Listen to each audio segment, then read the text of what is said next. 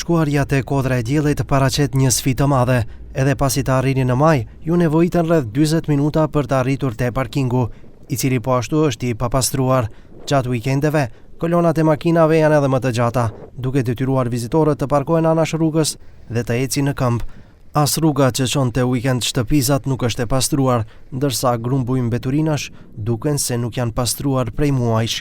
Nga komuna e Tetovës shpjegojnë se pastrimi nuk është kryer si duhet për shkak të rreshjeve, ndërsa për mbeturinat thonë se përgjegjësia B&B kompaninë koncesionare që menaxhon mbeturinat. Gjatë ditëve që ka pasur rreshje të borës, kompania e cila është përgjegjëse për mirëmbajtjen e rrugëve ka qenë në terren, vazhdimisht i ka pastruar rrugët, ka pasur vështirësi në kalim, por sigurisht ka qenë e pamundur që të lirohen qenë rrugët shumë të pastërta. Ndërsa sa i përket punës së mbeturinave, duhet të kontaktojmë me kompaninë përgjegjëse për të parë se si është gjendja me mbeturinat në Kodrën e Diellit. Nga komuna e Tetovës bëjnë me dije se gjatë ditës së shtunë pritet të fillojë transporti publik për në Kodër të Diellit, ku i njëjti do të funksionojë gjatë weekendit.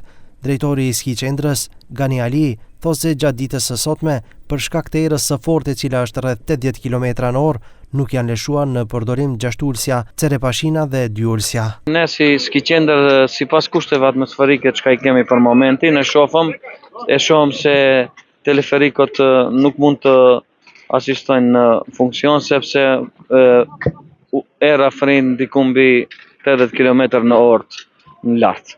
Edhe shkaku i asaj deri më tani funksionon te teksi, aerodromi edhe geja sipas kushteve se edhe atje është lartësia mbydetare e lartë dhe ka shumë erë frin.